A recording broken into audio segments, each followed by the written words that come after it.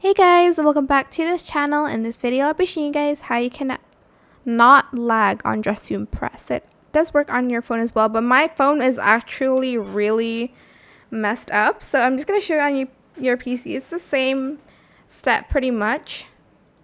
So to do that, you are going to go to the settings tab here. And you're going to go to the low default setting. It does look like this, but it's not going to make your PC or your phone lag. So I suggest you do that instead. I have it on high because it works for me, but if it doesn't work for your device, just set it on low and it will lag less.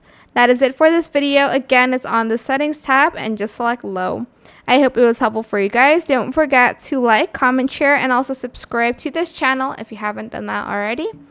If you have any more questions about this video, just leave it in the comment section down below. Try my best to answer them all for you guys. And if you found this video helpful, please click the thanks button as well. That is it. Thank you so much for watching. Bye.